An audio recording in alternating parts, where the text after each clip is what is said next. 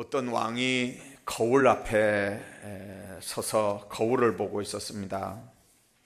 그때 거울 속에서 왕과 똑같이 생긴 어떤 사나이가 나타나서 왕에게 질문을 합니다. 자네 어떻게 왕이 되었는가?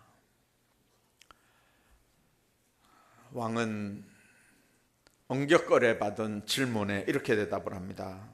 남보다 제가 좀 잘났고 남보다 좀 능력이 있어서 내가 왕이 됐지요. 그랬더니 거울 속의 사나이가 그렇게 얘기합니다. 이 세상에서 자네보다 능력 있고 자네보다 잘난 사람이 얼마나 많은 줄 아는가? 또 질문을 합니다. 자네는 어떻게 왕이 됐는가? 내 아내가 뛰어난 미모로 내조를 잘했기 때문에 왕이 됐지요. 거울 속의 사나이가 또 이렇게 대답을 합니다. 이 세상에서 자네 아내보다 뛰어난 사람이 얼마나 많은 줄 아는가? 그러면서 계속해서 거울 속의 사나이가 질문을 합니다. 자네는 어떻게 왕이 됐는가? 왕은 이 말 저 말 하면서 그런 이유 때문에 자기가 왕이 됐다고 얘기를 합니다. 다른 사람들보다 지혜가 있었다느니, 다른 사람보다 통솔력이 있었다느니, 다른 사람보다 인간관계가 좋았다느니, 다른 사람들보다 뭐가 좋아서 그래서 내가 오늘 왕이 됐다. 그런데도 거울 속의 사내는 끝끝내 질문을 합니다. 자네는 어떻게 왕이 됐는가? 결국은 이 왕이 두 손을 들고 이렇게 대답을 합니다. 제가 뭐 자랑할 게 있겠습니까?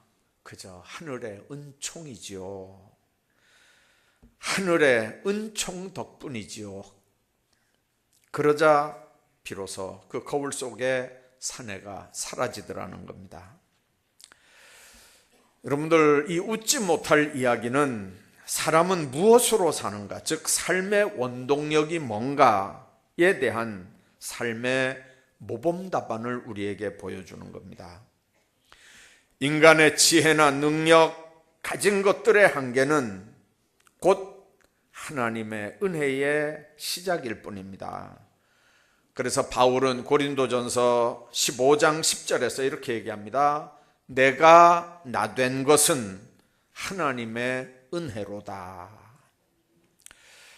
오늘 본문에 갈렙과 여호수아가 대화하는 내용이 나옵니다. 하나님의 은혜 아래 사는 사람들은 은혜의 삶을 어떻게 이렇게 만들어 가느냐, 어떤 삶을 이게 하나님의 은혜였다고 고백하고 사느냐 하는 겁니다. 은혜의 삶 모델을 몇 가지 오늘 두 사람의 대화를 통해서 나누려고 합니다. 우선 6절에 있는 말씀입니다. 그때 유다 자손이 길갈에 있는 여호수아에게 나오고 그니스 사람 여분네 아들 갈렙이 여호수아에게 말하되, 그렇게 말씀합니다. 여러분들, 두 사람의 만남을 그렇게 지금 6절에 설명을 하는 겁니다. 우리 청년들은 잘 아는데 유대인 철학자 마틴 부버가 쓴 너와 나라고 하는 책이 있습니다. 이 부버는 그 책에서 인생을 만남이라고 얘기를 합니다. 근데 바르게 된 만남은 그 만남을 통해서 서로가 행복하다는 거죠. 그러나 잘못된 만남은 그 만남 때문에 가정도 깨지고 인간관계도 망가지고 하나님 앞의 관계도 망가지고 잘못된 만남 때문에 인생을 잘 못 살 수밖에 없다는 거예요. 그러면서 구체적으로 나와 그것의 만남을 이룬 사람들에 대한 얘기를 합니다. 나와 너의 관계가 아니고 나와 그것. 여러분들, 나와 그것의 만남을 이룬 사람들은 예를 들면 결혼을 해도 어떤 조건이나 재산을 보고 결혼을 합니다. 친구를 만나도 계산을 해보고 저 사람 만나면 무슨 사업에 어떻게 뭐가 될까, 무슨 유익이 될까, 저 사람 때문에 혹시 손해보는 건 아닌가 계산하고 만나는 겁니다. 이건 나와 너의 만남이 아니고 나와 그것의 만남이라는 거죠. 여러분들, 진정한 만남이라고 하는 건 나와 그것의 만남이 아니고 나와 너의 만남, 나와 너의 인격적 만남이어야 된다는 겁니다. 계산을 하고 어떤 목적을 가지고 만나는 만남이 아니라 가슴과 가슴으로, 영혼과 영혼으로 만나는 진정한 사랑의 만남을 이룰 때 인간관계는 하나님 앞에서나 가정적으로나 사회적으로 볼 때 똑바른 인간관계들을 가진다는 겁니다. 오늘 본문에 나오는 여호수아, 갈렙, 좋은 사람들이 만났습니다. 여호수아는 에브라임 지파 사람이고 눈의 아들입니다. 모세의 종자였고, 그리고 이스라엘을 가나안에 정착시키고 지파별로 땅을 분배한 정말 대단한 사람입니다. 근데 갈렙은 유다 지파의 족장이었습니다. 그나스 사람이었고요, 아버지가 여분네입니다. 족속도 두 사람은 다릅니다. 살았던 지역도 다릅니다.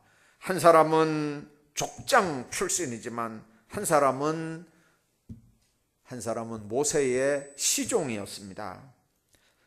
근데 정탐을 위해서 지파별로 한 사람씩을 뽑을 때 이 두 사람이 12사람 속에서 만난 겁니다. 가나안을 정탐한 뒤에 10명의 정탐꾼과 이에 동조하는 수많은 이스라엘 백성들의 반대에도 불구하고 이 두 사람은 하나님의 언약을 상기시키면서 가나안 땅을 공격하면 정복할 수 있다, 그 땅은 하나님이 우리에게 주신 기업의 땅이다, 이렇게 두 사람은 주장을 합니다. 10사람 중에 두 사람이 묶일 수 있었던 건 하나님의 축복을 공유하고 있었다는 공통점입니다. 10사람은 안 된다고 하는데 이 두 사람은 된다고 하는 이유가 뭐냐면 하나님이 약속했기 때문에. 그래서 이 두 사람이 하나가 될 수 있었던 건 하나님의 약속을 공유한 두 사람이 하나님 안에서 하나가 될 수 있는 겁니다. 믿음의 사람이라고 하는 건 하나님을 의지하고 사는 사람, 기도하는 사람은 정말 주님 안에서 하나님의 약속을 공유한 사람들입니다. 여러분들이 사람을 만날 때 믿음의 사람, 하나님을 의식하고 사는 사람, 기도하는 사람들을 만나시기를 주의 이름으로 축복합니다. 왜 그러냐면 그들에게 좀 부족한 부분이 있어도 하나님과의 관계에서 뭔가가 공통 분모가 있습니다. 하나님의 약속을 공유하는 뭔가가 통하는 데가 있습니다. 여러분들 세상을 살면서 통 큰 사람들을 만나시기 바랍니다. 나무는 나무 그늘 아래서는 작은 나무가 살지 못하지만, 그러나 사람은 큰 사람 그늘에서 작은 사람들이 많은 교훈을 받으면서 성장을 하게 되는 겁니다. 사람은 누구를 만나느냐에 따라서 자신의 인생이 완전히 바뀌어지는 겁니다. 키엘케골, 독일의 철학자입니다만 이 사람 쓴 책에 만남이라고 하는 책이 있습니다. 이 키엘케골은 사람이 세상을 살 때 적어도 7가지는 잘 만나야 된다. 2가지는 자기가 선택할 수 없는 하나님의 분복이지만 나머지 5가지는 자기가 선택해야 된다, 그런 얘기를 합니다. 그 7가지가 뭐냐면 부모님, 형제.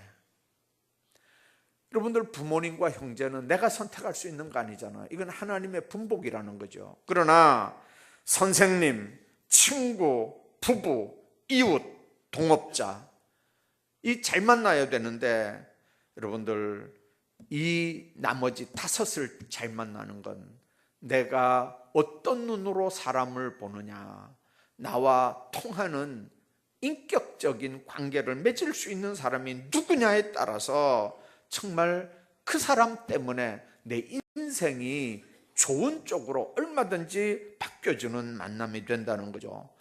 올해는 기도하면서 이런 믿음의 사람들을 만나시기를 주의 이름으로 축복합니다. 여러분들, 인간의 만남은 상대적입니다. 다 좋은 사람 만나려고 하거든요. 다 그런 사람을 찾으려고 합니다. 중요한 건 내가 만나는 사람에게 가장 좋은 사람이 되어 주는 일입니다. 사람은 장점만 100% 있는 사람은 세상에 없습니다. 장점도 있고 단점도 있습니다. 그래서 그 사람을 평가할 때는 공과를 같이 얘기해야 되지, 공은 얘기 안 하고 과만 얘기한다든지, 과만 이야기하고 공은 얘기 안 한다든지, 뭐 이렇게 하면 그 사람을 똑바로 평가하거나 바라보는 게 아니거든요. 그런데 여러분들, 내가 그 사람 앞에 어떤 사람이 되어주느냐 하는 건 그 사람이 나에게 어떤 사람이 되느냐 하는 것보다 더 중요할 수도 있습니다. 올해는 믿음의 동역자들을 많이 만나시고 그들과 깊은 신앙의 교제들을 많이 나누시고 서로를 위해서 중보 기도할 수 있는 그런 하나님 안에서 약속을 공유하는 복된 사람들의 반열에 여러분들이 다 서시기를 주의 이름으로 축원합니다. 뿐만 아니라 이 여호수아와 갈렙을 통해서 우리가 느끼는 건 뭐냐면, 이 사람들은 목표가 같은 은혜의 사람들이었구나 하는 걸 우리가 보게 됩니다. 우리 구원받은 믿는 사람들은 우리 삶의 목적은 하나님 앞에 영광 돌리는 게 목적입니다. 사업을 해도 왜 합니까? 하나님께 영광 돌리기 위해 합니다. 돈을 벌어도 하나님께 영광 돌리기 위해 합니다. 공부를 해도 왜 합니까? 하나님께 영광 돌리기 위해 합니다. 구원받은 예수 믿는 사람들의 삶의 목적은 하나님 앞에 영광인 줄로 믿습니다. 그러나 그 사람들의 삶의 목표는 천국이고 하나님의 나라인 줄로 믿습니다. 그런데 세상 사람들은 그렇게 삽니까? 세상 사람들의 삶의 목표나 가치관은 전혀 그렇지 않습니다. 여러분들, 스프링팍이라고 하는 영양에 대한 얘기 혹시 들어보셨는지 모르겠습니다. 산에서 이렇게 떼를 지어서 이제 사는 사냥의 일종이랍니다. 근데 이 사냥들이 사람들이 볼 때는 이유 없이 집단으로 달리다가 나중에는 절벽에 집단으로 떨어져서 다 이렇게 죽는데요. 그래서 처음에 이제 이 동물학자들을 생각할 때 이게 어떤 뭐 환경의 영향이라든지 뭐 어떤 영향 때문에 이 양들이, 사냥들이 집단 자살을 하는구나, 그렇게 생각했다는 거죠. 근데 이 동물학자들이 연구를 하면서 무슨 연구를 했냐면, 자살할 수 있는 건 사람밖에 없대요, 본능적으로. 그런데 왜 이 사냥들이 떼를 지어서 그것도 집단 자살을 하느냐, 이건 문제가 뭔가 있다, 우리가 모르는 뭔가 있다, 이래가지고 추적을 하기 시작을 했답니다. 풀밭에 그 스프링팍들이 이렇게 먹이를 뜯는 곳곳마다 이렇게 요즘 말로 하면 CCTV를 설치하는 겁니다.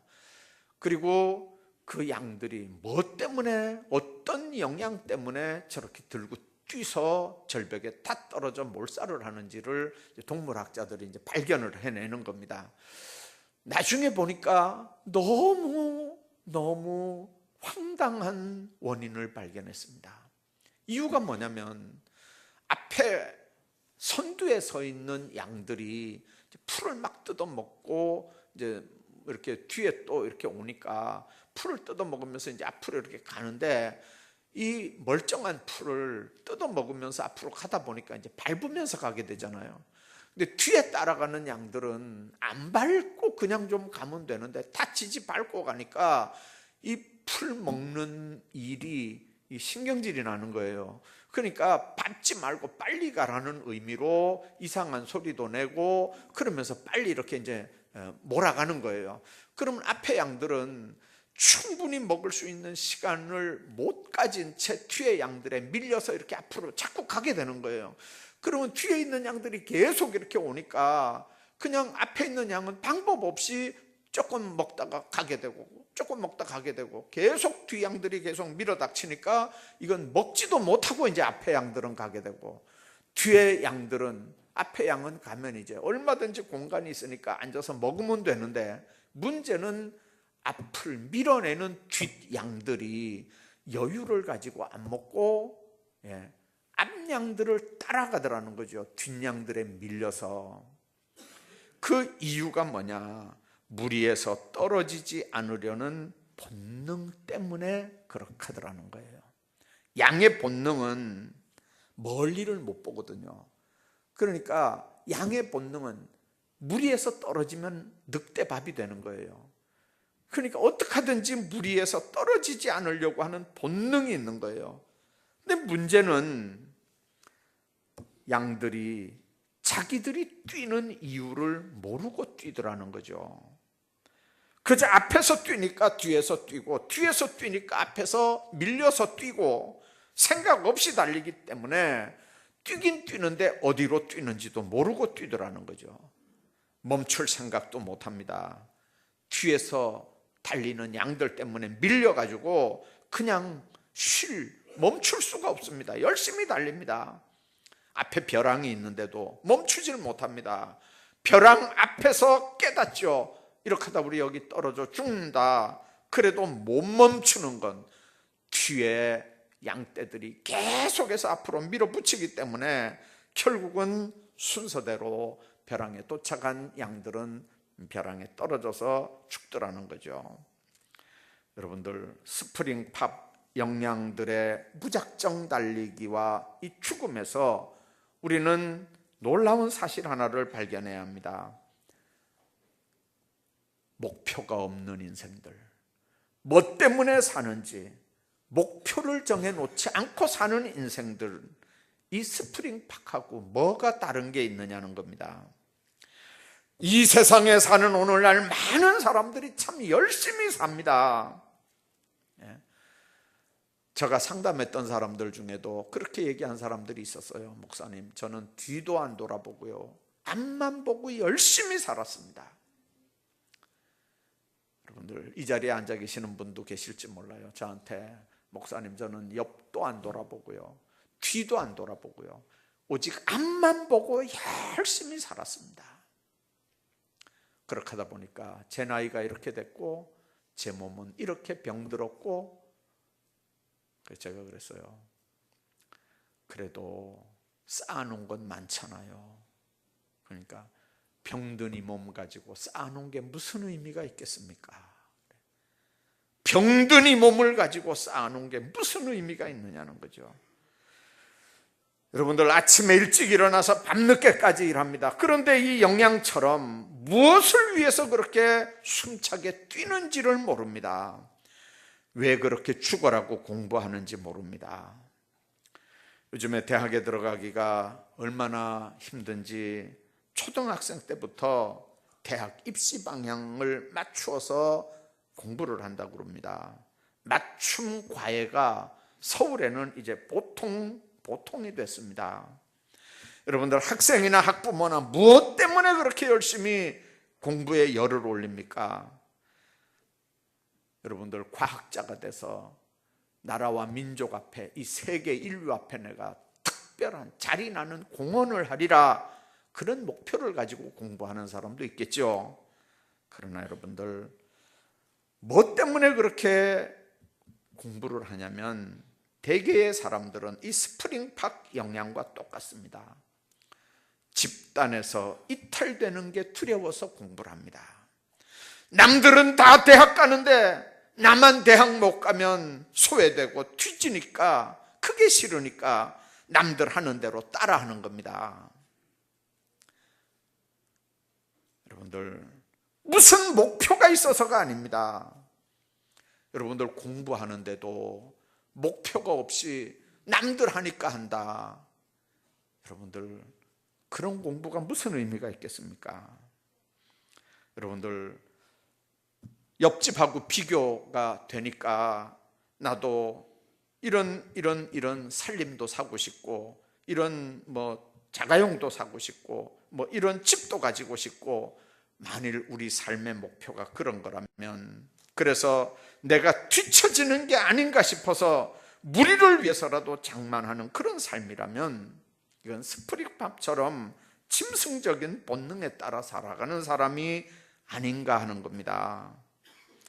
여러분들 진정한 삶의 목표가 있어서 피땀 흘리는 삶이 아닌 삶은 그렇게 되는 겁니다. 왜 사는지, 무엇을 위해서 사는지도 모르고 열심히 산다면 그만큼 빨리 망하는 겁니다. 확실하게 망합니다. 여러분들 성실하고 열심히 뛰면서 사는 건 얼마나 아름다운 일입니까? 그러나 그 아름다움은 생의 목표가 뚜렷할 때만 가치가 있습니다. 목표 없이 뛰는 건 죽음을 향해서 뛰는 겁니다. 사탄이 우리를 시험할 때 사용하는 가장 효과적인 방법은 삶의 목표를 잃어버리게 만드는 겁니다. 왜 사는지를 생각하지 않고 푸하뇌동하게 하는 삶이 사탄의 전략입니다.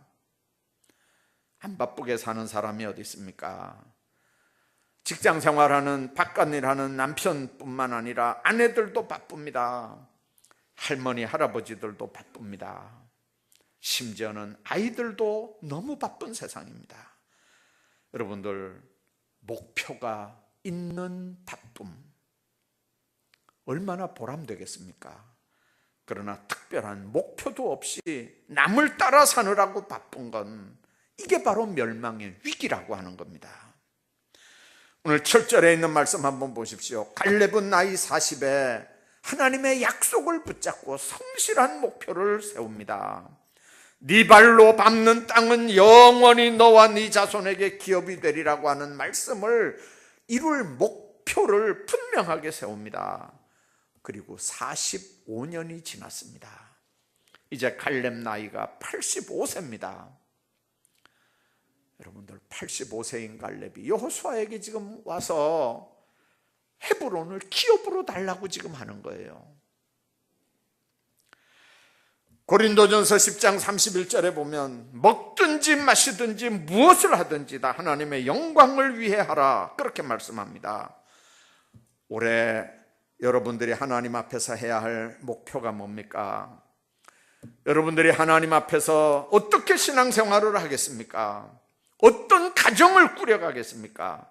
여러분들 기업은 어떻게 이루어 가겠습니까? 도우시는 하나님께서 여러분들의 기도 제목을 응답해 주시기를 주의 이름으로 축복합니다. 뿐만 아니라 은혜 가운데 사는 사람들은요, 말씀으로 사는 사람들입니다. 오늘 12절에 있는 말씀 보면 그날에 여호와께서 말씀하신 이 산지를 지금 내게 주소서. 당신도 그날에 들으셨거니와. 여기서 당신은 여호수아입니다.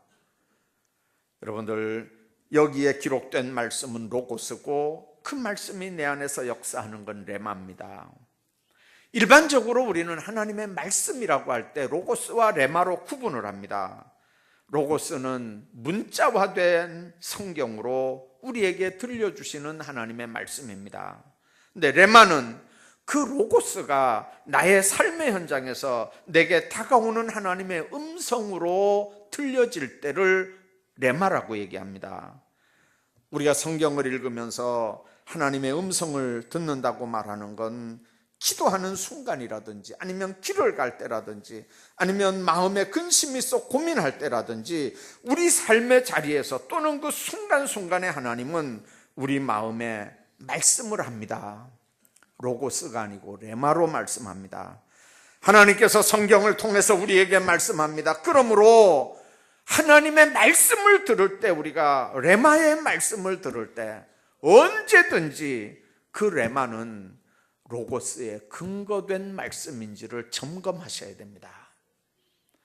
왜 그러냐면 하나님만 우리에게 음성을 들려주는 게 아니고요, 하나님만 우리에게 말씀하는 게 아니고요, 사탄도 귀신도 마귀도 우리에게 음성을 들려주거든요. 그래서 그 음성이 로고스에 근거한 레마냐 아니냐, 아니면 하나님의 성령께서 우리에게 주신 레마나 아니냐를 분명히 기억해야 되지, 그거 분별 못하면 마귀가 주는 생각, 마귀가 주는 음성도 그게 마치 하나님이 주신 음성처럼 목숨 걸고 따라가는 사람도 있습니다. 갈렙은 하나님의 말씀, 그 약속을 45년을 간직하고 살았습니다. 그랬기에 오늘 본문에 있는 말씀 보니까 하나님이 그렇게 말씀하실 때 여호수아, 당신도 거기 같이 있지 않았느냐, 그렇게 말씀을 합니다. 갈렙은 그 마음속에 언제나 역사하시는 말씀을 붙잡고 45년을 광야 생활을 했습니다. 지금도 우리는 예배를 통해서 말씀을 받습니다. 그 말씀이 레마로 여러분들에게 들려집니다. 그 말씀이 감동하는 대로 순종하며 사시기를 바랍니다. 말씀이 이끄는 대로 인도받으며 사시기를 바랍니다. 하나님의 사람들은 언제나 말씀이 이끄는 대로 순종하는 삶을 살았던 사람들입니다.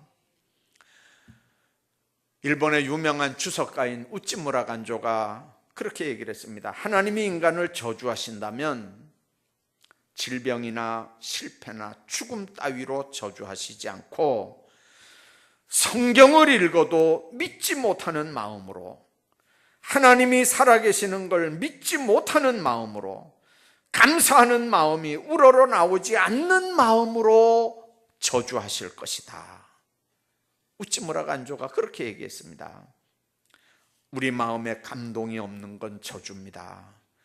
특히 예수 믿는 사람이 성경을 읽어도 말씀이 마음에 와닿지 않으면, 그 말씀이 나를 다스리고 이끌지 않으면, 성령은 나를 말씀으로 이끌고 싶은데 내가 거기에 순종하지 않고 내 주장 내 고집대로 산다면 무언가 하나님과의 관계에 이미 장애가 있는 삶을 지금 살고 있는 겁니다. 여러분들, 그 자체가 그리스도인들에게 가장 괴로운 일입니다. 거꾸로 얘기하면 감동과 은총, 그게 바로 축복이고 감동대로 순종하며 사는 게 은총이고 하나님의 은혜인 줄로 믿습니다. 말씀을 받을 때 우리 마음에 감동이 있고, 말씀을 받을 때 우리 마음에 깨달음이 있고, 말씀을 받을 때 눈물이 나고, 말씀을 받을 때 가슴이 벅차다면 그게 곧 하나님의 은혜인 줄로 믿으시기 바랍니다. 성경은 감동을 원하는 시대에 참 감동이 뭔지를 가르칩니다. 모든 성경은 하나님의 감동으로 된 것으로 교훈과 책망과 바르게 함과 의로 교육하기에 유익한 책이기 때문에 그렇습니다.